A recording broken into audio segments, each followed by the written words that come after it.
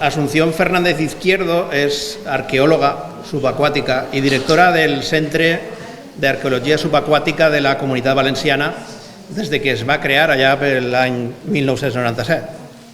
Ha dirigit treballs d'investigació en diferents etapes dins del Servei d'Investigacions Arqueològiques i Prehistòriques de la Diputació de Castelló. Entre els anys 2001 i 2004 va ser representant científica de la Direcció General de Patrimoni Artístic de la Conselleria de Cultura de la Generalitat Valenciana en el projecte europeu ANSER. No ho pronunciaré perquè el meu francès no... És membre del Comitè de Seguiment del Pla Nacional de Protecció de Patrimoni Arqueològic Subaquàtic del Ministeri de Cultura i del Patronat del Museu Nacional d'Arqueologia Subaquàtica de Cartagena. Ha publicat en l'àmbit de l'arqueologia, el patrimoni i l'arqueologia subaquàtica, a més de codirigir cursos de postgrau d'arqueologia subaquàtica i formar part de comissions diferents d'investigació. Actualment coordina projectes d'arqueologia subaquàtica amb els museus d'arqueologia de Xàbia i Cullera i continua publicant articles especialitzats en revistes científiques de la Comunitat Valenciana i la resta de l'Estat. Ella, i ara mos ho ampliarà, ens donarà una visió històrica de l'arqueologia del nostre litoral i ho espero en expectació perquè és algo realment curiós perquè subaquàtic implica que no ho veiem i no per no veure-ho no deixa d'existir. Per tant, li donem la paraula. Apreta el botó, CNC. Sí. Seré curta perquè jo sé que els diem les paraules, però ja esteu tots una miqueta cansats. Però a banda d'això, de donar les gràcies primer a tots els que habeu vingut, això vol dir que això us interessa i és molt d'agrair. I per una altra banda també dir-vos que no solament soc arqueòleg subaquàtic, jo vaig estudiar arqueologia, tinc molta experiència en arqueologia terrestre, en arqueologia urbana i ni tinc prou cabassos damunt de mi i carretilles. És a dir, no n'hi ha una arqueologia subaquàtica i una terrestre. L'arqueologia és una que és documentar els restes arqueològics. El que passa que uns estan baix del terra i altres estan baix de l'aigua, però la importància és la mateixa. I després, per una altra banda, també donar les gràcies a tots els que m'haveu implicat, tant els ajuntaments com el CEFIRE, i sobretot al meu company Gerard, que m'ha tret d'un estat de confort que sempre els investigadors estem en lo nostre, i quan me va dir, això és interessant, tu vols dir alguna cosa? I jo, ui, home, clar, ahir s'han fet moltes coses. A més, l'Ajuntament d'Almassora i tu, des de fa molts anys, esteu implicats en l'arqueologia. I després dic, bueno, jo què les dic? Realment, d'arqueologia subaquàtica n'hi ha 4 coses que no és com un Empúries o un barco. Realment, què és el que n'hi ha així? I per què és important? I per què està? I quina gent és la que estava així perquè això estiguera... I aquestes són les meves preguntes, que jo suposo que són les mateixes que vosaltres també vos feu. I, bueno, sé també que n'hi ha professors. Quan me va dir Gerard que era cosa del CEFIRE, vaig intentar pensar què és el que un professor li explicaria als alumnes o com fer que l'arqueologia, poder introduir-la als alumnes de primària o d'universitat, perquè jo també tinc un fill i quan li conto les històries, doncs alguna li queda, no totes. I aquesta és la meva idea. A banda, com ha agarrat un power que estava en castellà, doncs ho faré en castellà, igual que l'altre. Què són els inicis de l'arqueologia subaquàtica? Per què en Almassora se va iniciar? Per què? Perquè van ser els primers... espera, que està en castellà. Los primeros clubs deportivos que fueron los de Castellón, el Club Escorpa, en donde yo hice el curso de submarinismo. Porque yo quería hacer arqueología subacuática y no había nada en la arqueología. Me va a pasar que también fui pionera. Y dije, oye, ¿y tú por qué te tiras al agua? Pues porque no lo sé, es que yo quiero saber qué hay aquí abajo y por qué está. ¿Y eso quién me lo va a enseñar? Pues nadie, porque no había profesores. Y los únicos que hacían esto eran los italianos y los franceses, que ya sabéis que esos lo hacen todo perfecto. Entonces, pues las publicaciones de los franceses, pues así aprendí francés a base de diccionario y ya vi aquí que pone. Y, como veis, la tecnología que en los años 76 y 80, que es cuando yo me inicié en Benafeli, cuando aún estaba pues, el bar de las ruedas de carro, aún no estaba prácticamente la pagoda famosa, los espigones. Entonces nosotros, el grupo que hicimos el curso de submarinismo, al frente había unos compañeros que eran los mayores, porque yo era la pequeña, y era la que no tenía ni medios, pero era la estudiante, y la que empezamos a recoger toda una serie de restos arqueológicos que los buceadores y los pescadores en aquella época recogían y se encontraban. Muchos de ellos estaban en las casas de la gente y allí íbamos pues con fotografía, con... Espera, que si me hago una foto salgo. Hicimos un grupo de entusiastas buceadores adscritos al Servicio de Arqueología de la Diputación. Es decir, que no es que fuéramos 4 locos que estábamos para tirarnos al agua con estos medios, pero sí la idea era documentar lo que había y dónde estaba. Esto es lo que nosotros nos encontramos. ¿Qué hace esto aquí abajo? Esos son restos de ánforas de aquí en Benafeli, ahí enfrente de Camilles Catalans. ¿Y eso por qué? Si aquí no hay nada. ¿Y quién es el loco que en época romana tiraba aquí estas ánforas? ¿Y por qué están aquí? Ah, pues eso es que la costa llegaba hasta aquí. Entonces, todas esas preguntas de por qué es lo que a nosotros nos ha motivado como curiosidad para seguir adelante. ¿Qué pasó en los años a finales de 79-80? Vino una dana, de aquella época se decía temporal. Vino una temporal muy fuerte y los buceadores, los pescadores, que eran los que recorren más costa, encontraron una serie de aglomerados, unas piedras, en donde estaban unas cosas como oxidadas. Y nosotros, pues vamos a ver aquello que es. Aquello que era, pues restos de unas barras de hierro, que las veis aquí, oxidados, algunas ánforas, unos cojinetes de bronce. Pero ¿qué es lo que hicimos nosotros? Desde el punto de vista arqueológico, cogíamos las coordenadas, porque solamente uno tenía un GPS, el resto íbamos a enfilaciones, las coordenadas, y hacíamos alrededor un mapa de distribución para poder distinguir qué eran restos de un barco y qué no, porque ahí estaba todo un revolutum, o sea, no sabíamos muy bien qué era, pero sí pudimos distinguir un área donde el famoso que vosotros decís, ¿y dónde está el pecio romano de Benafeli? Es que ya no queda, pero sí que quedan restos de maderamen que se ha quedado in situ. ¿Qué es lo que llevaba ese barco? Ánforas, llevaba vino, además de este material de hierro. ¿Qué más? Pues, ¿qué más hay en un barco? Recogimos durante muchos años, si veis, clavos de bronce, restos de materiales, un escandallo. Todo esto luego, posteriormente, lo publicamos.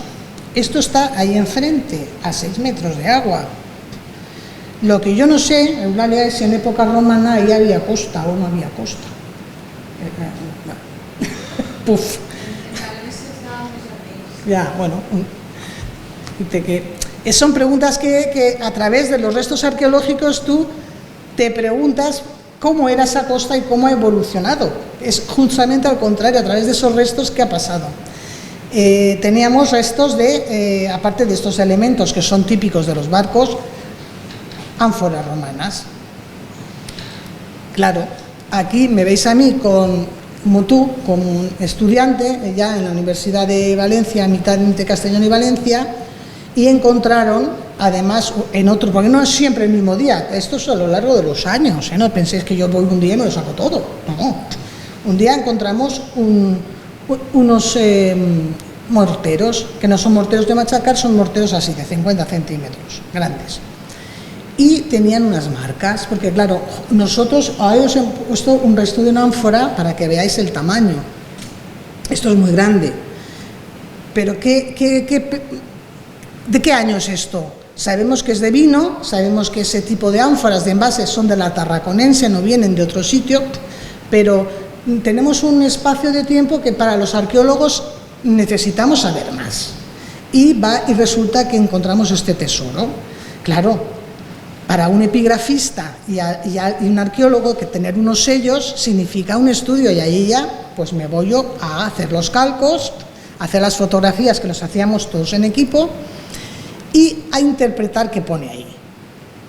Naturalmente, aquí la única que tenía estudios para saber esto, por los otros eran ingenieros y los otros eran ópticos, pero la que tenía acceso a la biblioteca y al CIL, que es el Corpus Inscriptionum Latinorum, es decir, te vas al diccionario donde están las inscripciones. En aquella época solamente había uno, que son así de grandes, que tenías que pasar así las hojas, donde los abogados estudiaban ahí, porque estos estudian mucho de latín, y yo donde puedo encontrar un Corpus Inscriptionum Latinorum en Valencia, en la biblioteca de no sé qué, y resulta que lo tenía al lado. Y ahí empiezas a buscar por la P, por la S. A ver, entonces coges el CIL 2, que es el que es en España. A ver quién es esta Tiae Vol Iscus y el Primigdom y el Statimarz. ¿Quiénes son estos señores que han perdido aquí un barco? Era toda mi obsesión para saberlo. Con mira por dónde que encontramos, y claro, como estamos estudiando epigrafía, el desarrollo es Statia E, una chica, Volutia Priscus Fecit, el sello. Otro tenía el Primigenius Domitiorum Fecit y el siguiente el Statius Martius. Y tú dices, muy bien, todos del siglo II, del siglo I, pero lo importante de un pecio es el día que se ha hundido, porque todo se ha hundido al mismo tiempo, con lo cual tengo yo ahí una cronología que me va a servir de maravilla para cuando tengan otros que estudiar este material, porque lo estudiamos siempre por comparación. Claro, estudiar una ánfora por comparación donde ha salido que tiene 200 años, pues eso no tiene gracia, porque ya sabemos que es del siglo II, pero cuando tú tienes un sello y tienes ahí una información, ahí eso te motiva. Claro, ¿qué es lo que pasa? Encontramos un Statius Martius de toda la vida, de estos que todo el mundo lo conoce por lo que se ve, pero yo era estudiante y no lo conocía. Y dice, alrededor del año 40-50 vivió un Statius Martius en la Italia. Y yo, bueno, vale, ya tenemos un siglo I después de Cristo, que está bien, ¿no? Pero es que luego me encuentro otro que Statia Evolutia completó una marca de otro que había encontrado en otro yacimiento. Entonces os animo a buscar en los diccionarios, a buscar en la epigrafía. Y dice, no, yo me encontré una Statia Evolutia Priscus en Nimega, en una excavación que me fecha en el año 40 después de Cristo. Es decir, ya tenemos que en el año 40 después de Cristo el barco de Benafeli se hundió. Bueno, se hundió, a lo mejor fue un poquito después, pero esto es del año 40, perdona. Con todo ello, la ilusión y el interés que tiene es que el yacimiento de Benafeli fue el primero del ayuntamiento, del museo, que aún no estaba hecho, que se dio a conocer en un congreso internacional de arqueología subacuática, que era el primero que se hacía en España. Me metéis ahí explicando a todos aquellos grandes que para mí eran pues importantísimos, porque eran los que yo leía en los libros y encima en francés, no veas, y existían y eran de verdad, de carne y hueso. Pues como a lo mejor os puede pasar ahora conmigo, ¿no? Que es lo mismo. Y claro, la idea de comunicar, la idea de difundir y de investigar es lo que se necesita en arqueología subacuática, porque si no se publica no existe y nadie se entera. Entonces, les pareció muy importante a los de fuera decir, oye, ¿y se están haciendo cosas en Almazora y en España hay gente que hace arqueología subacuática? Claro, daros por orgullosos de aquí, se estamos haciendo las cosas y las estamos haciendo, pues como veíamos en las publicaciones, que los franceses analizaban los clavos, pues nosotros analizamos los clavos. Que los franceses publicaban una retahíla de cómo se hacía el análisis de la volumetría de no sé qué, pues vamos a estudiarlo, porque no se sabía cómo, y yo no sabía tampoco cómo se tenía que hacer esos estudios. Os digo que 30 años después me han llamado no te rías, de la Universidad de Alicante, Gerard, apúntatelo, pidiéndome por favor la analítica de los cojinetes de bronce, que es muy importante porque ellos han encontrado unos cojinetes muy parecidos, después de 30 años, y tu gole, medalla, Gerard.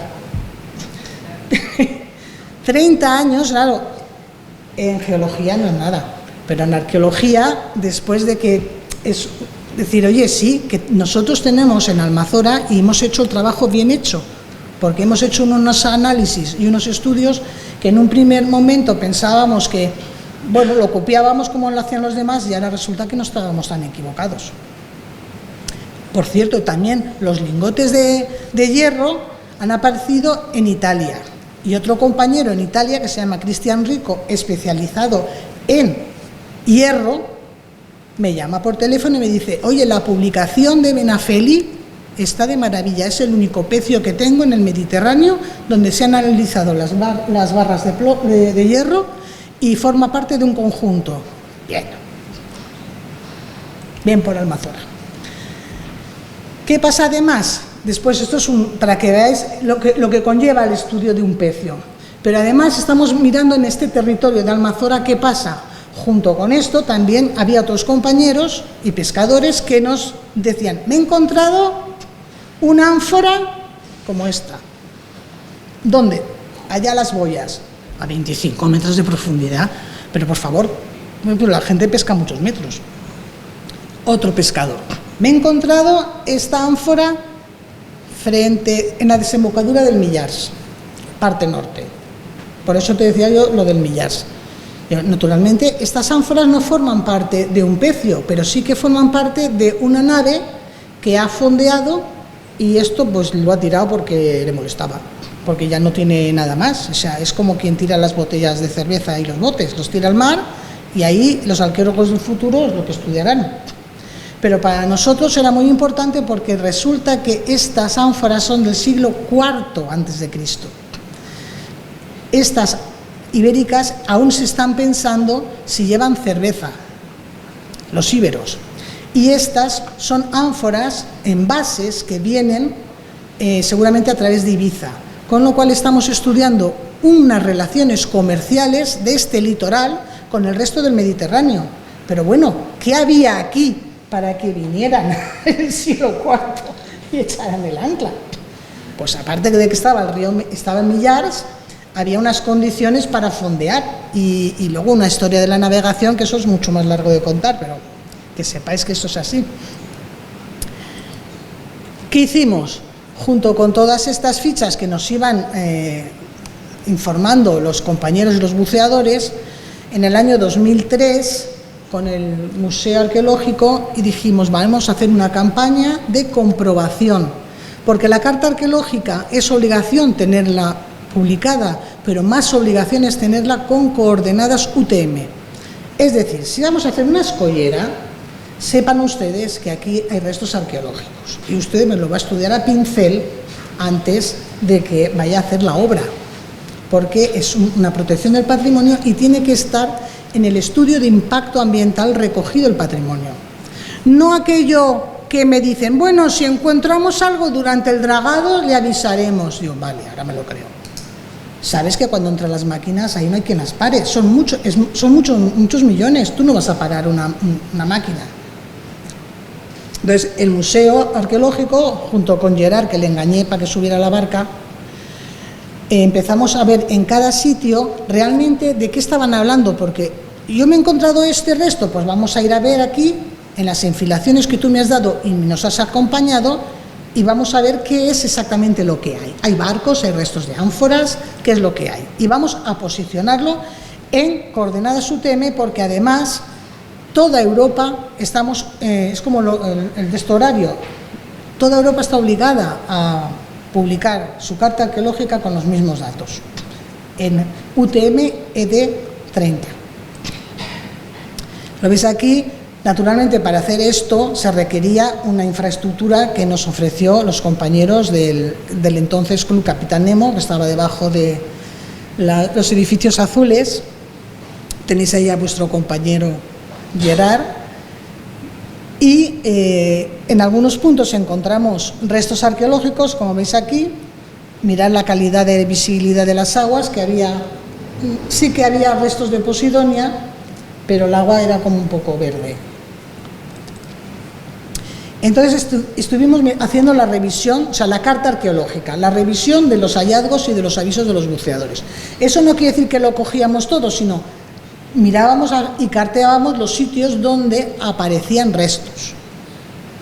Con todo ello, y esta documentación, esta comprobación in situ, como veis, conlleva un dibujo arqueológico con lo que conlleva una embarcación, un equipo de buceo donde entrar, salir y poco más que recoger los datos de restos que hay. Tú dices, bueno, para 4 testes, bueno, pues que son romanos, perdona, son del siglo I. Y todo esto está depositado en el Museo Arqueológico de Almanzora.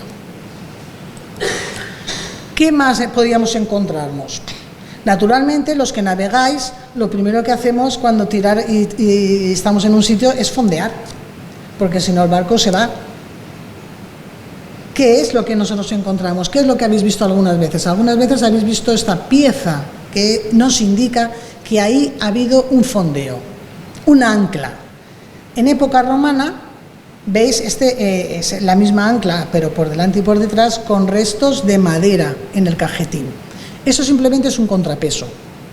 Cuando uno tira el ancla, lo que necesita es que el barco se quede firme, que no garree. Es esta pieza de aquí, la que nosotros nos encontramos, en un ancla romana.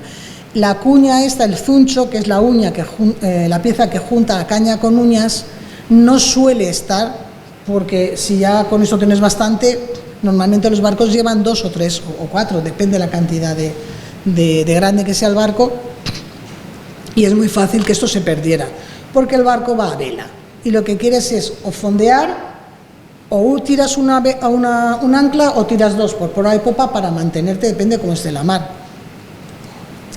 Y si veis cómo sé yo cómo es esa ancla, si en las excavaciones, cuando se dragó el lago de Nemi en Italia, vimos, se dio esta ancla, que es de madera, se quedó preservada porque quedó en el lodo, y veis aquí la persona, y cuando encontréis y veáis en un museo un cepo de estas características, echar cuentas que por lo menos son 3 veces más grande el tamaño del cepo. Entonces digo, ¿hoy un cepo de 2 metros? Pues 2 por 3, 6 metros te mide ese ancla. Naturalmente tiene que hacer fuerza para aguantar el barco. En otros museos pues tienen a bien una de las más pequeñas, ponerla para que se vea y se interprete qué es lo que tú estás viendo, pero vamos, no vamos a llenar el museo de anclas de 6 metros, pues entonces ya no puedes pasar. ¿Qué más hemos hecho en Almanzora?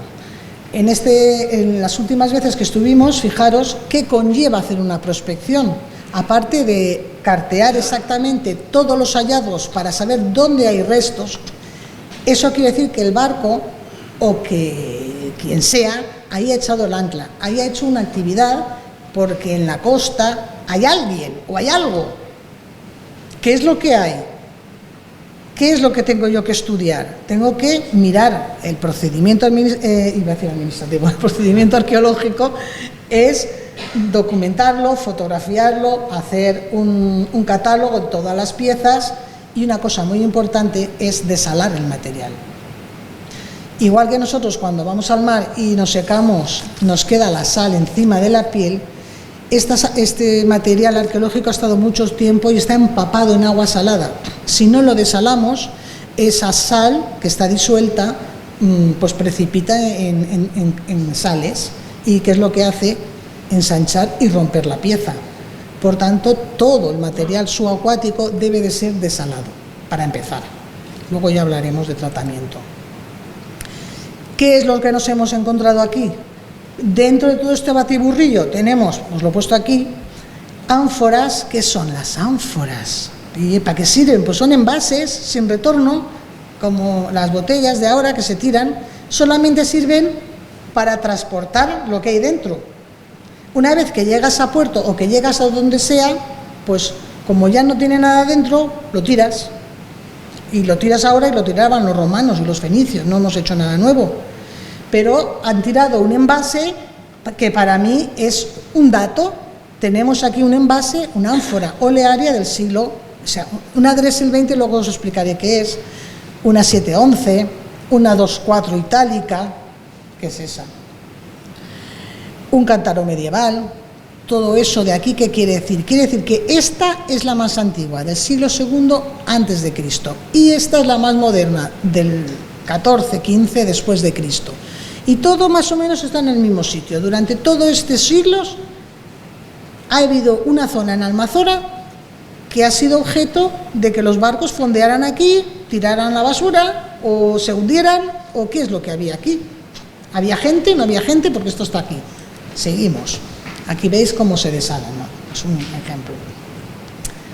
¿Qué más hemos encontrado más o menos en la misma zona? Nos llevan una inspección que hicimos ya desde el Centro de Arqueología Subacuática y nos dicen, me he encontrado en una zona medio rocosa, camuflada, unas cosas que parecen cuencos. Pues vamos a ver qué es. Y nos encontramos esta maravilla, en una serie de rocas medio concrecionados, una serie de cuencos. Pues esto ya estamos hablando del siglo XIV, después de Cristo, claro. No todas son tan bonitas porque se ve que están deterioradas. ¿Qué pasa con esto? Nosotros nos pusimos a pensar, bueno, es que en el siglo XIV o XV aquí había algún tipo de población, pero claro, una vez que empiezas a investigar, ya nos damos cuenta que este tipo de comercio en esta época no tiene unos aranceles, va camuflado dentro de las telas y dentro de los astres. La gente que en época de Venecia y de Pisa sí que nos pedían a nosotros, sobre todo al puerto de Valencia, nos pedían telas y hacían encargos mucho de telas. ¿Qué es lo que aprovechaban los comerciantes? Hacer encargos de cerámica de uso, porque esas no pagaban aranceles. Entonces pagaban al que hacía la cerámica, pagaban al transportista, pero luego no tenían que entrar a puerto y pagar y tener un control fiscal, que sí que pasaba después en el siglo XV. Por tanto, estas son del siglo XIV. También encontramos otros restos de cerámica y tú dices, bueno, ¿y tú cómo sabes eso de dónde es? Pues también tenemos una cosa que se llama curiosidad, que en esta época ya tenemos documentos. Fijaros, en los cuadros, cuando vayáis a los museos maravillosos, esto es un Velázquez, y normalmente siempre hay representaciones de lo que se usa en esta época. Fijaros, esta es del siglo XVII, pero es muy similar, es un cántaro de agua. Entonces, la documentación, el estudio y la publicación no es ir a las bibliotecas, es todo. ¿Y ahora qué hacemos con todo esto? Tenemos, fijaros, el pecio romano con los statiae, con Lutia Priscus, que hizo esto, el pecio medieval, tenemos aquí otro, el de ánforas púnicas, ya más hondas, y la de pecio rajadel, que son estas, ¿vale? Tenemos aquí una zona en la desembocadura del Millars, utilizada en el siglo IV antes de Cristo, pero no en la costa. En la costa nos dimos cuenta de que la mayoría eran romanas, excepto una cosa, esta, que es un hacha de pedúnculo y aletas. ¿De cuándo? Del año 1100 a.C., aquí, al final del Camins Catalans. Me cague en la mar. Gerard me llama del museo y me dice, ha venido uno que ha encontrado un hacha paseando por la orilla. Yo, no, mentira, porque la tengo yo. Me dice, no, que la tengo yo. Pues vamos a ver, la quedamos, y él tenía un hacha y yo tenía otra hacha, las dos de la misma época. ¿A que sí? Sí, Faisina. Vale, y luego otros compañeros, lo que sí que nos hemos dedicado también es a los restos arqueológicos que la gente ya tenía en sus casas, posteriormente ya las han donado aquí al museo para que vosotros la podáis ver, comprobar, tocar y estudiar. ¿Me queda mucho? Vale. Ya sabemos lo que tenemos y ahora va a un puerto y va a ampliarlo. ¿Y qué decíais vosotros? Que nadie pregunta. Pues tuvieron la delicadeza de preguntarme a mí. Porque los informes de impacto ambiental tienen que tener el estudio arqueológico de lo que va a afectar esa obra al patrimonio. Y yo les dije, sí, pues espérate, porque aquí está esto lleno de restos arqueológicos. Vas a tener que hacer un estudio arqueológico, lo siento. Yo de Posidonia no era competente. pero el estudio arqueológico de lo que esa obra va a afectar en toda su ampliación. Y lo sigo haciendo en el puerto de Valencia, en las escolleras, en las ampliaciones de las playas. Es decir, tanto medio ambiente como costas, como puertos, todo aquel que tiene que hacer una obra en la mar, se han dado cuenta que cada vez que llega el informe les digo, toma, le falta el informe arqueológico, te lo devuelvo, le falta el estudio arqueológico. Ahí es donde nosotros tenemos que estar trabajando, en pedir esos estudios con el mismo rigor que me llega la calidad de las aguas, la granulometría de la arena. Y tú dices, muy interesante, los vientos. Y para ello sí que hay una gran cantidad de dinero dentro de esos estudios ya estipulados para el medio ambiente. Pero para el resto no. Eso es, si encuentro algo ya te lo diré yo. No, pues si me encuentras algo, pues no me lo dices porque vas a tener que hacer el estudio antes de la adjudicación de la obra, porque cuando entran las máquinas ya sabéis que ya no hay nada más que hacer. ¿Qué tenemos aquí? Lo que habéis visto antes. Espera, esto lo tira para atrás. No. Hemos visto, la rodeta. Hemos visto que están todos estos restos, ahora que están todos estos aquí delante, donde ahora está el puerto. ¿Qué es lo que hicimos? Un GIS determinando exactamente, más o menos, que toda aquella obra, que esto es la afección, aparte la afección que puede tener esa ampliación, porque si no se acerca a la costa, no hay ampliación. Para ello, hemos tenido que trabajar 20 y tantos años para que esto esté incluido en los informes de impacto.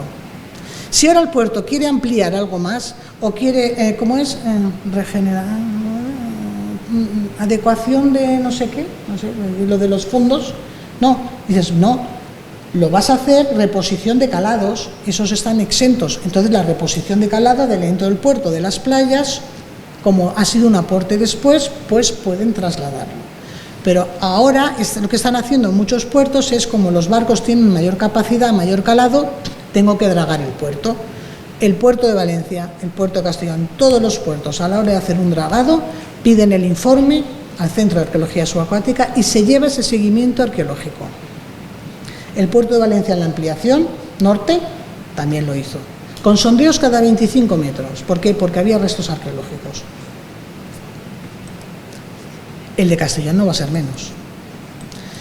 Esto a modo de ilustración para que veáis que la tarea nuestra fue antes de que la Generalitat se diera cuenta de la necesidad de tener un centro de arqueología subacuática que gestionara y que hiciera todos estos papeles, porque al fin y al cabo lo único que hacemos es informes, inspecciones y cosas así. La investigación casi que se queda en un quinto término, no en un segundo. Pero los otros centros en la Comunidad Valenciana también se gestionó y se creó en los mismos años aproximados que en Cataluña y que en Andalucía. Aparte de esto, solamente está el Centro Nacional en Cartagena. Ninguna otra comunidad tiene más centros de arqueología subacuática. Y nuestra función, en este caso, es el inventario, documentación, protección, información y todo esto, que se encuentra en aguas sumergidas, tanto en los lagos como en los ríos, que ahí tengo ya también con de esto del Júcar. ¿Por qué usted tiene que sacar arena del Júcar si ahí hay rastros fenicios? ¿Con qué permiso? Aparte del estudio, tenemos también contactos con las fuerzas de seguridad, que de vez en cuando nos visitan, que son los GEAS de la Guardia Civil, que son los que os piden los papeles cuando alguien está haciendo una obra. A ver, ¿por qué? La relación estrecha que tenemos con los museos, en especial con el de Amazora, porque cada vez que tenemos una situación o una idea, pues nos apoyamos, que para eso están los amigos. El Centro de Arqueología Subacuática, aunque penséis que es un pequeño edificio que está en el puerto de Burriana, os invito a verme allí, que igual que entras, pues acabados son oficinas, pero oficinas de gestión, en donde también hemos hecho reuniones internacionales y, si fijáis aquí, y los informes de impacto en otras costas, como puede ser Vinaròs, Benicarló, toda la costa. Pero nosotros, ¿qué sabemos de esto? ¿Nos lo inventamos? ¿Cómo lo habéis visto? No, es que como hay una ánfora, no, es que además tenemos que mirar qué cartografía hay, que relacione. Si tenemos imágenes de archivo antiguas, los fichados de hallazgos, tenemos que hacer una prospección y luego un estudio y una publicación, que por cierto os he dejado allí, a quien le interese, para que os los llevéis, pequeñas publicaciones de arqueología subacuática, para que os las llevéis, aunque están en internet, entráis en Google y lo buscáis, está, pero es para vosotros. Y luego una cosa muy importante que Lale también, no sé si os habéis dado cuenta, que estamos en el Mediterráneo. Dios mío, si es un mar pequeñísimo en relación con el resto del mundo. ¿Qué ha pasado en este mar? ¿Dónde está Almanzora? Y eso es una de las cosas que a los alumnos ya hay que hacerles entender. Tú estás en el Mediterráneo, eres un punto aquí en el Mediterráneo. No estás aquí ni en las rutas de navegación, ni estás aquí, estás aquí. ¿Dónde estás en el Mediterráneo? Mirad qué maravilla de costa. Vamos, aquí no tenemos refugio para las navegaciones en absoluto. Esta es la foto de antes de que hicieran la ESO, con los caminos. Aquí es una zona, una playa arenosa, sin refugio, sin puertos naturales, y nosotros decimos, pues sigo sin saber qué hace aquel barco. Sigo sin saber por qué un barco o por qué alguien se molesta en venir por aquí y fondear y tirar el ánfora. Porque además tampoco tenemos unos mapas como teníamos antiguamente. Teníamos mapas en Roma y teníamos mapas, pero en la mar no hay mapas, señores, es que no hay rayas. ¿Por dónde tengo que ir? Pues depende de dónde vaya el viento. Pues más cerca de la costa o más lejos de la costa. Si tengo que hacer una ruta directa a Roma, iré por un sitio. Pero normalmente aquí en Almanzora estamos en época romana, en época fenicia, con una navegación de cabotaje. Es decir, no perdemos la costa por si acaso tenemos que acercarnos para refugiarnos, fondear y esperar, porque por la noche no se navega, no hay luz. Los romanos no navegaban por la noche y en invierno tampoco, navegaban cuando el mar estaba aperto, es decir, de mayo a junio, de mayo a octubre. En invierno no navegaban, no eran tan locos. ¿Qué hemos encontrado? Vamos a ver, a dilucidar, vamos a explicar a los alumnos y a los que están interesados en. Tenemos estas hachas del 1100 o del 900, si queréis, antes de Cristo, encontrados por aquí. Tenemos un yacimiento fenicio, Binarrayel, y un yacimiento fenicio, pero ambos tienen un sustrato anterior de esta época. ¿Esto tendrá relación con estos yacimientos? ¿Tienen relación con este río? Aún no hemos encontrado hachas iguales que nos lo puedan relacionar. ¿Quién había aquí? Tenemos estos pucholets publicados a principios de 1920, que la población estaba en estos pucholets, porque alrededor era todo igual molls, era todo marjales. Bueno, pues es que a mí me parece muy lejos, pero es que nuestra percepción de lejanía en época romana y hace escasamente 100 años no era lo mismo. Uno se cogía la recua de mulas o se recogía y se iba y se hacía tres jornadas de camino para llegar al mercado. Entonces, para nosotros es impensable esas medidas de tiempo y de distancia, porque tenemos que decirles a los alumnos y a la gente interesada, es decir, no juzgues o no compares con nuestros parámetros. Tienes que pensar en aquella época, ¿qué es lo que más hemos encontrado? En época fenicia, estamos hablando de finales de un siglo VII a.C. ¿Quiénes vienen aquí? Los fenicios. ¿Y por qué vienen los fenicios? Porque los fenicios están navegando por todo el Mediterráneo buscando minerales. Y en Almanzora hay minerales, pues habría que ver si hay aquí una ánfora fenicia, ¿por qué está? Es que hay otra aquí atrás. Fijaros que coincide con los dos conos, quizá con la final, y es algo que está por estudiar. A los que les interese es saber si había algún tipo de comunicación por agua o qué tipo de caminos habrían para poder llegar a yacimientos de esta época, que serían Binarrayel, que esta es muy similar y esta es muy similar.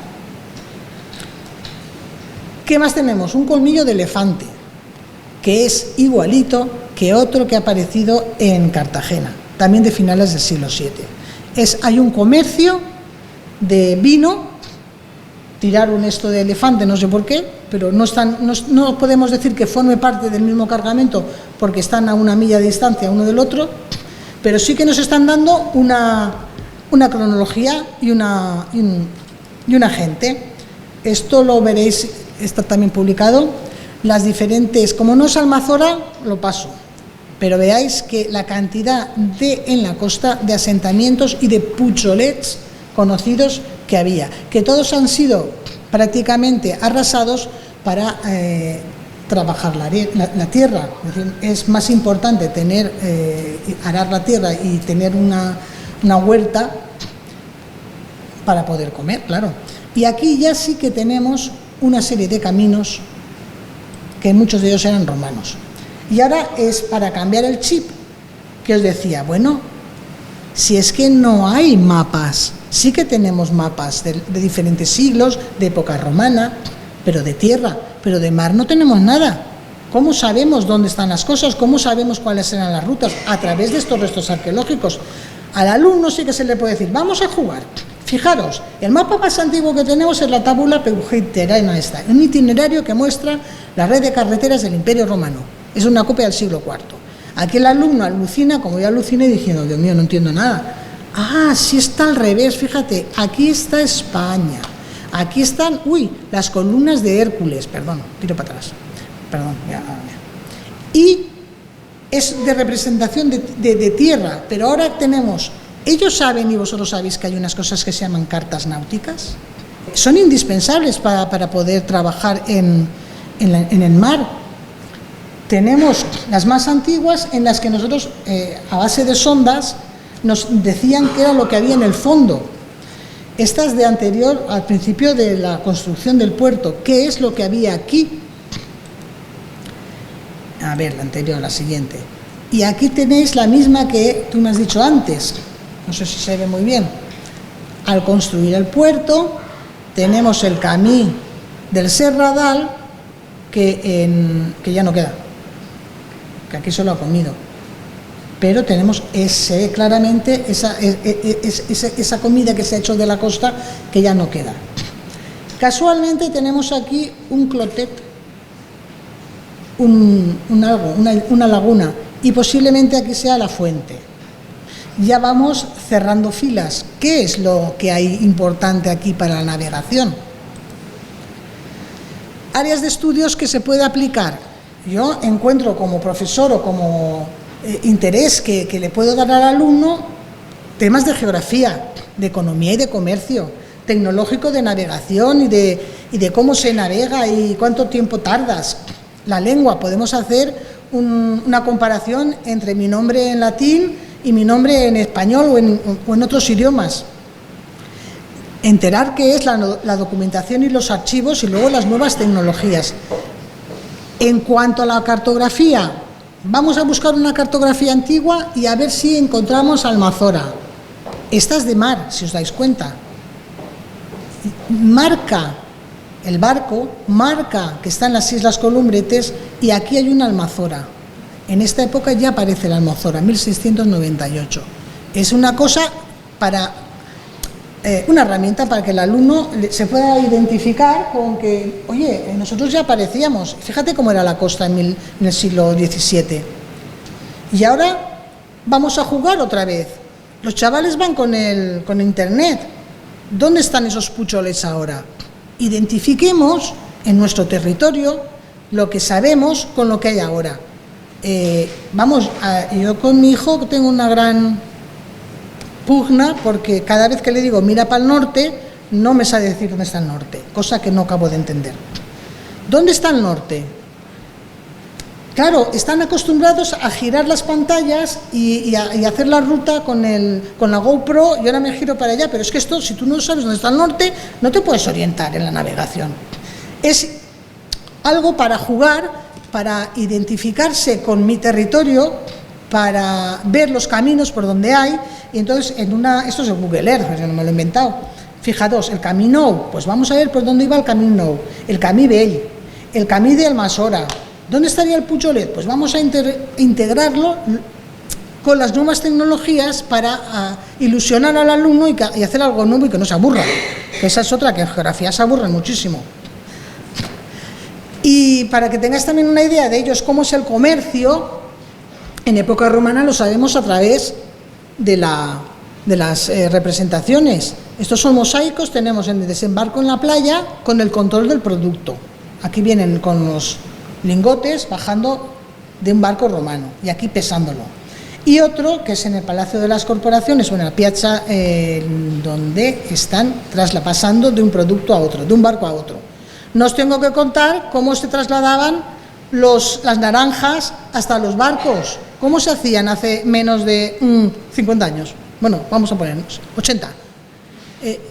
Bueno, un mogollón de gente en la playa, con los bueyes, con las naranjas, subiéndolo a las barcas, un mogollón, y luego a remo hasta donde estaba el barco. Ahora eso es impensable, decir, bueno, Dios mío, qué trabajazo. Pues no, porque compensaba económicamente hacer esto.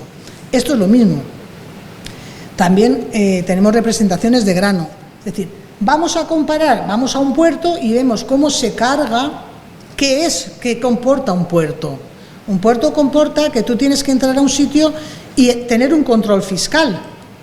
¿Qué es esto? Si tú no quieres que tu producto entre en puerto y no quieres tener un control fiscal, no entres en puerto.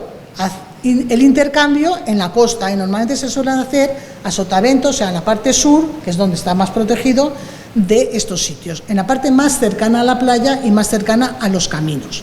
En este caso, si os dais cuenta, es un relieve romano en el que dos porteadores bajan una ánfora y el otro está detrás y llegan al consignatario. A ver, ¿tú qué traes? Y ponen ahí, lo anotan y le dan una ficha o un parche o lo que sea para que pueda ya amarrar y hacer control. Tener en cuenta que igual que ahora, los productos en época romana, estamos hablando, que salen de un sitio porque hay que pagar a Hacienda, tienen que pasar distintos controles portuarios y en cada puerto les ponen el sello. Y eso es lo que pasa con algunas ánforas y algunos productos. Cuando algunos me habéis dicho, es que esto es una ánfora Dressel 2.4, ¿y por qué le has puesto ese nombre? Yo no he puesto nada, es que había un señor que ha estudiado estas tipologías y es como cuando tú te vas al Carrefour a comprar algo y buscas el catálogo. A ver, ¿qué tipo de platos? Platos son 2 platos bajos, botellas de 5 litros, hay un catálogo. Entonces, la necesidad arqueológica de tener catalogado es para poder luego darle una cronología y saber qué producto es el que está envasado. Y aquí tenéis esta en concreto, a ver, no está la Dressel 2.4, es esta. Esta de aquí, la 3, solamente por el cuello. ¿Por qué en ánforas, señores? Porque estamos hablando de una sociedad en lo que esto es muy barato. Yo tengo un montón de siervos y de esclavos que me las hacen gratis. Yo no tengo que comprarlas. No tengo que... ¿Qué conlleva hacer una ánfora? Una serie de arcillas, de personal, de cocción, tanto unas como las otras, y luego un transporte. Pero aquí está lo divertido, que también se puede juntar en diferentes ámbitos de la enseñanza y de la universidad. Aquí nadie sabe nada, porque yo esto tampoco me lo sabía, hasta que me tocó estudiar una ánfora. ¿Qué pasa cuando llega a puerto? Señores, es que son envases que no nos sirven para nada, porque no se pueden reutilizar. Cuando llegan a puerto se tiran, como se tiran las botellas, se tiran, porque ya ha llegado a puerto. Pero ¿dónde está la importancia de esto?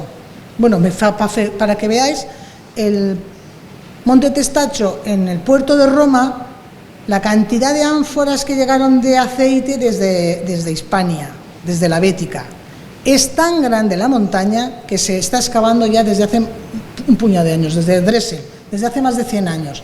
¿Por qué? Porque han ido poniéndose en capas y todas ellas tienen una etiqueta. Fijaros la montaña.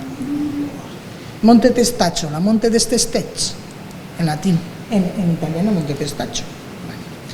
Y a modo también para que veáis la comparación con una excavación que conlleva estas ánforas. Oye, ¿por qué no se excava? Bueno, pues es que llevar una excavación de esto me cuesta, en este caso, más de un mes. más aparte 1 año, más aparte control de la Guardia Civil, luego estudiar el barco, que es arquitectura naval. Pero ¿qué tiene esta de maravilla? No todas las ánforas tienen esto. Ahora sí que podemos jugar con los alumnos y nosotros mismos.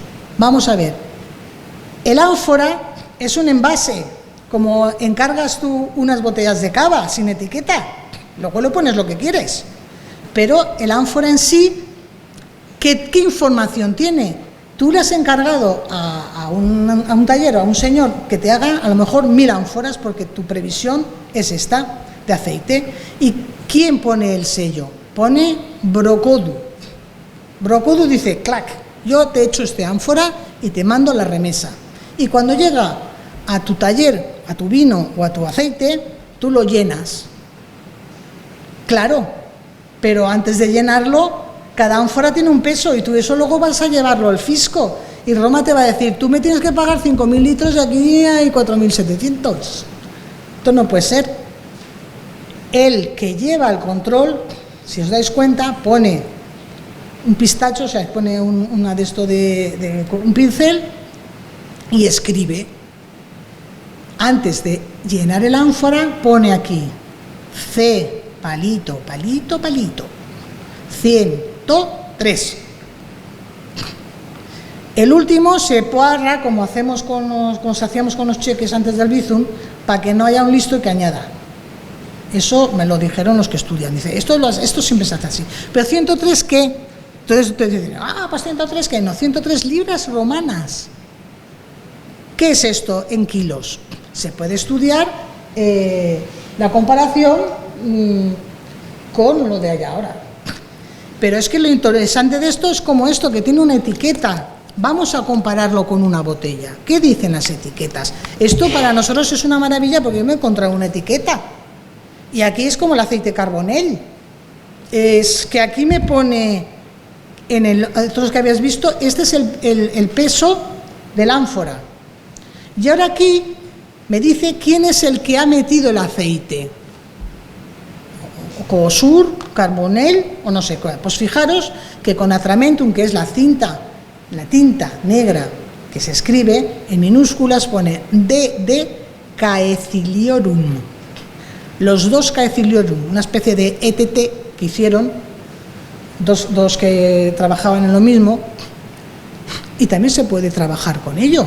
Oye, vamos a hacer una ETT, tú y yo, y vamos a poner que como tenemos que pagar tanto a Roma, porque para eso somos ciudadanos romanos y tenemos que pagar aquí la declaración de Hacienda de este año, pues esto es anual y tienen que ir allí con unas marcas. Y esto además que hay aquí alrededor son otros esquemas, otros que ponen los que llevan el control aduanero.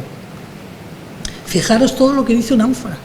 Por cierto, los de Caeciliorum son del año 70 después de Cristo. Para que os veáis y recordároslo. Es importante, es divertido, puede utilizarse como... bueno, pues aquí tenemos un ánfora en el museo, que es un envase, y ahora nosotros... esto que es lo que... Vamos a coger una botella de aceite de casa y ¿qué es lo que dice esta botella de aceite? ¿Y por qué está aquí?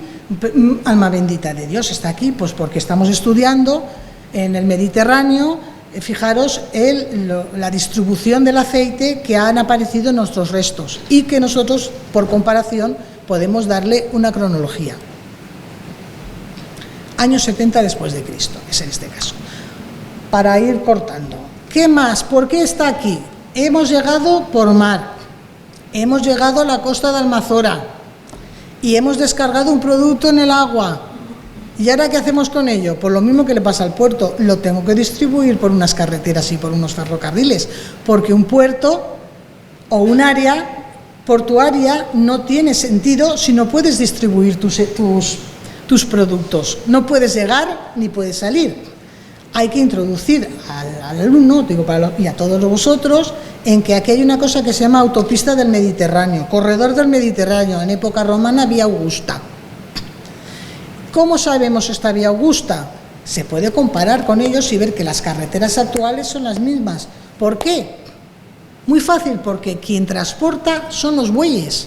Y los bueyes, que son animales de carga, no pueden ir a sitios donde tengan más de 21 grados. O sea, tú dices, voy a subir por aquí. No, perdona, el buey va a su pasito y tiene que seguir las curvas de nivel para que ese transporte llegue. A ti lo que te importa es que llegue, no que llegue en 2 días, pero que llegue. También se le puede decir al alumno o a nosotros ver por qué sabemos que hay esos puntos en el Mediterráneo. Introducirlos con estos hallazgos de los vasos de Bicarello. Son los vasos apolinares encontrados en una ofrenda en el lago Bracciano. ¿Vale? ¿Qué tenemos aquí? Vamos a ver, los que estudian latín, los que no sé qué, los que estamos estudiando economía del Mediterráneo. Pues yo no estudio nada, pero quiero saber lo que pone. Pues pone Valentiam, pone Saguntum, ad Nulas. Ah, esto está aquí en Nules, esto está cerca de Almazoras. Ah, en ad Nulas había un puerto, o había, no un puerto, había una posta, había una ciudad, un punto, que sí que es importante, o bien para cambiar los caballos, o bien una posta, o bien un algo, o una ciudad, que sí que había en Valencia. Ildum, unos están diciendo que es hacia el interior, en Villanueva de Alcolea. No hemos encontrado aún el sitio. Vale. Si veis, preguntas que se os pueden ocurrir para depende del grado que tengan esos alumnos o vuestro interés, es identifica estos nombres que hay aquí con los que tú conoces. ¿Qué pasa? Que nosotros estamos entre Valencia y Dertosa, o sea, Tortosa. A ver, entre Valencia y Dertosa es donde está Almazora. Es importantísimo tener una red de distribución de estos productos. ¿Por qué? Si os fijáis, aquí tenéis la playa del Serrallo, que ya no existe, simplemente en 1881. ¿Dónde están los barcos? ¿En qué puerto? Están ahí en la playa. La distribución de estos van por caminos. ¿Qué sería interesante? Como he visto aquí desde la toponimia, sería ver qué caminos, si esos caminos son caminos romanos, no todos los caminos romanos. Os he puesto aquí un ejemplo para que veáis que a las entradas de las ciudades lo hacían bonito, pero luego era de tierra. ¿Qué caminos son los romanos o qué vías hay? ¿Qué podemos compararnos? Como hemos visto, que me ha interesado mucho el libro de la toponimia, este es uno que es del siglo XVI, que es de Castellón, pero fíjate que aparece Almazora. Vale, ¿qué tenemos aquí? No sé qué de la Fuente, a ver que no lo veo bien. Ah, sí, Carrerasa de la Fuente, Camino de la Fuente, de la Font. Pero ¿qué hay en este? Tenemos un camino, tenemos en el cruce unas ermitas, tenemos también además unas vías pecuarias que son antiquísimas. Tranquilos que os podéis ir, que yo ya acabo. Y luego tenemos otras vías de comunicación paralelas. También se pueden que los caminos actuales, sobre todo Caminás, el camí de la Donació, Camí Fondo, Camí de la Mar, Camí Vell, todos estos son caminos que ya estaban antes de los romanos. Claro que podemos ver y comparar que estos caminos van a la mar y son porque hay un trasiego y unos productos que hay que entrar y tienen que salir. En una foto aérea también se puede trabajar ello. Otra cosa muy interesante de que se puede trabajar de los mapas es que saber, sobre todo el que está en Valencià, utilizar esto pues para los vientos en Valencià, el Migjorn. ¿Por qué está al norte? La Tramontana. Utilizar recursos para que diga, pues, ¿y cómo se llaman los vientos de aquí? ¿Por qué? Porque esto está reflejado en los mapas. Es necesario saber cómo están identificados y el norte y hacia dónde vienen los vientos. Otra cosa muy interesante que he visto en ese mapa, que a mí me interesaba como arqueólogo, es esto está a tantas cuadras, a tanto no sé qué. Bueno, es que fijaros que tenéis en la parte de abajo unas escalas para saber las cuadras, las jornadas, cuánto era.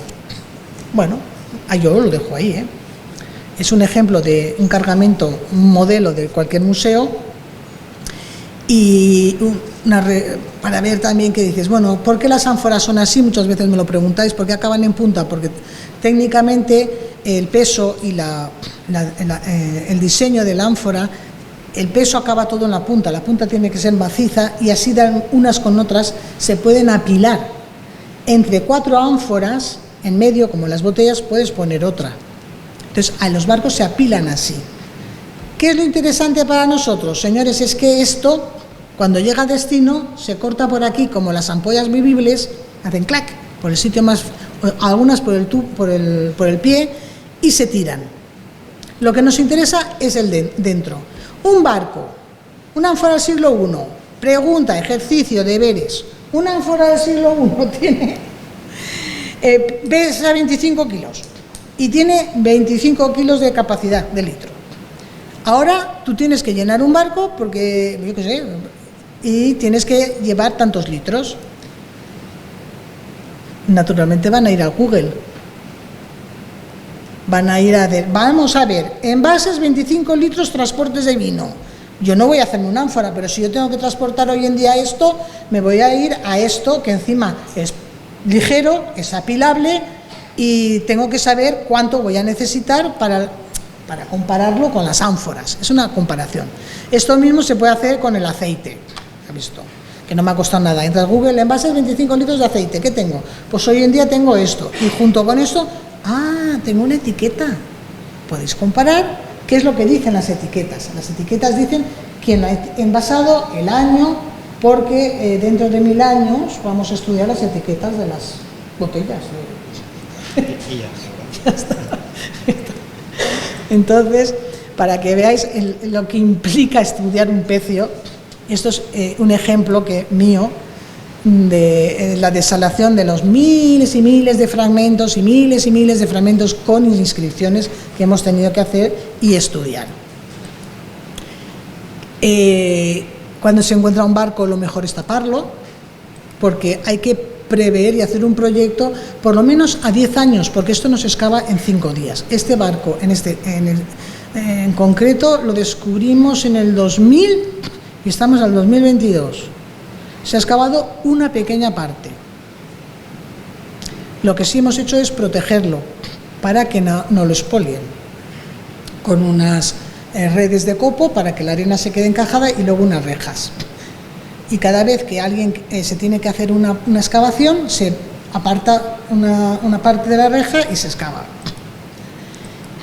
Lo que os he dicho, los tratamientos arqueológicos, no solamente el problema es desalación, que dentro de lo que cabe es muy fácil o asumible, pero el problema viene cuando es material metálico o cuando es madera. Esto ya requiere otro tratamiento ya especializado, que para eso os animo a que hagáis restauración de material arqueológico o acuático, que también está muy bien. ¿Qué tenemos? Que vienen los barcos. A ver, los barcos vienen a vela, no pueden maniobrar cuando les da la gana, tienen que arrimarse a costa, tienen que pernoctar, tienen rutas de cabotaje, tiran restos arqueológicos cercano de un agua, porque cuando tú vas de excursión o te vas de viaje, vas a un piquenique área. Cuando tú vas por la mar, lo primero que haces es el agua es necesaria y hay muchos puntos en el Mediterráneo de aguada, y para ello tienes que fondear la embarcación. La necesidad de penguntar y de abastecerse es la font de la Barrasota. Si veis, esto pertenece a la font, es romano. Lo que ya no os puedo decir de qué año es, si es del tercero o es del primero, porque salió en las excavaciones. Si fue a posteriori de que alguien lo utilizara y le diera esta especie de poder afrodisíaco o de virilidad, es decir, el agua. Y para también acabar entender que lo que estamos estudiando son envases, a ser posible con etiqueta, por favor. Son envases sin retorno. Esto es lo mismo que esto. Es lo mismo, podéis hacer una comparación. Fijaros que las bases son envases de transportes sin retorno. Y ya para acabar, deciros que todo esto está en la base de datos, está en la era digital, aquello de las fichas que tienes que... Nada, tú vas a la GVA de Cultura y puedes encontrar en Almazora los restos arqueológicos que hay. Lógicamente, hay algunos campos como la ubicación que no están visibles para todo el mundo, pero el Ayuntamiento de Almazora y todos los ayuntamientos esta base de datos es necesaria para luego su PGU. Bien es cierto que algunos ayuntamientos no asimilan lo que es su costa, pero sí que tienen que tenerlo reflejado como yacimientos arqueológicos. Cuando tienes que hacer un emisario, cuando tienes que hacer aguas residuales. Y desde que empezamos hasta ahora hay una convención del patrimonio a nivel europeo, avalado por la UNESCO, que lo hemos conseguido entre todos. Hay un centro de arqueología subacuática, al cual si tenéis alguna duda me podéis llamar, y hay unos centros en toda Europa que si vais de excursión y navegando también podéis llamar. Y hasta aquí os puedo contar.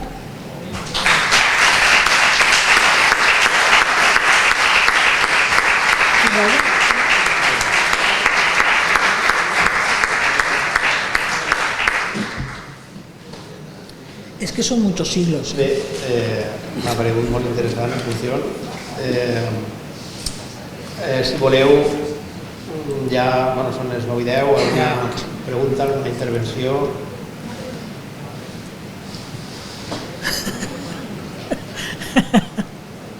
Oye, que yo os he puesto esas ideas de cara a ilusionar al alumno y al maestro, maestra, porque claro, si no te ilusionas tú, ¿cómo lo vas a transmitir?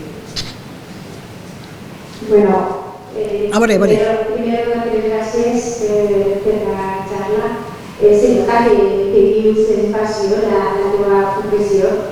Gràcies per la introducció que ens has donat a l'arqueologia, per la informació que ens has donat de la història de la nostra.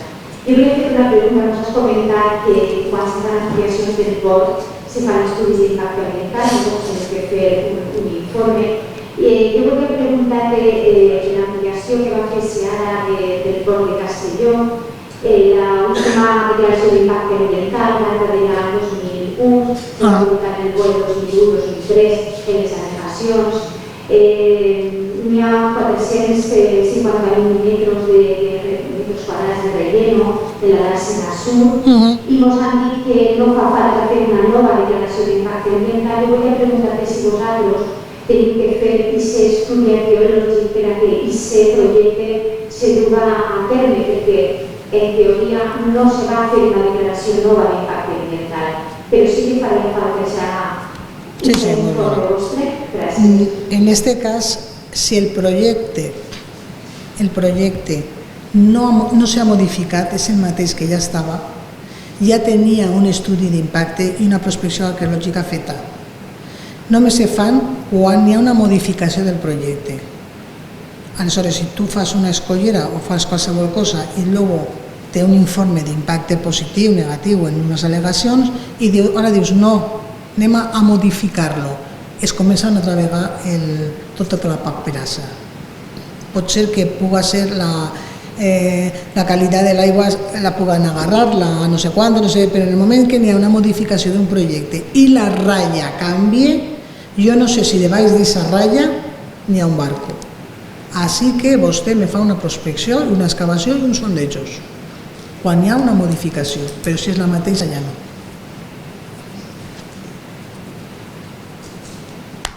Alguna intervenció? Vale?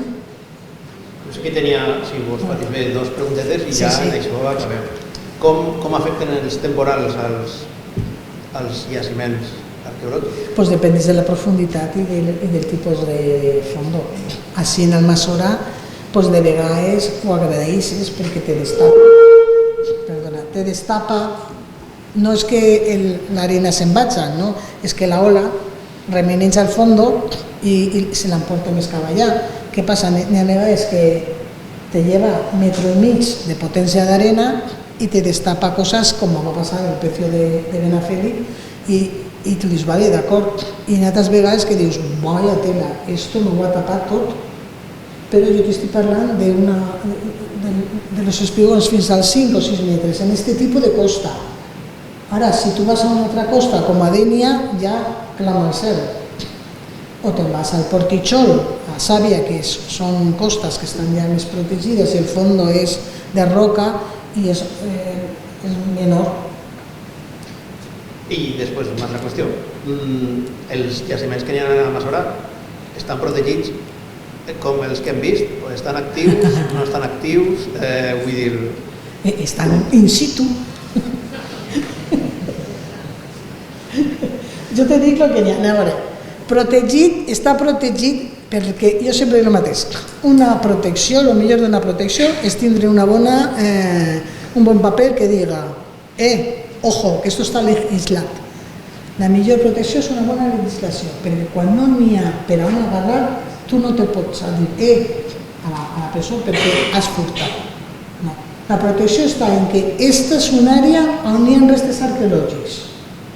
I si tu vols fer alguna obra, has de fer un estudi previ i has de fer un seguiment d'obra. La protecció, en aquest cas, és del Pecio Bonferrer, però perquè estava en una àrea d'espolio total. Però si és com així en Almassora, què has de protegir?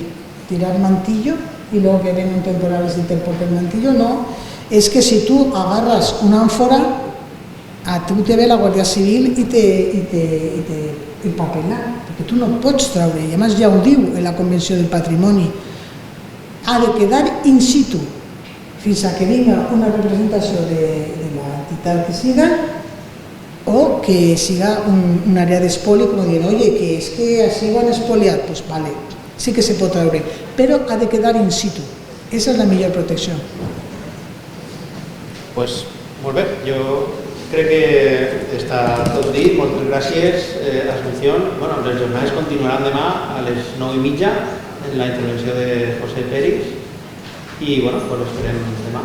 Moltes gràcies a tots.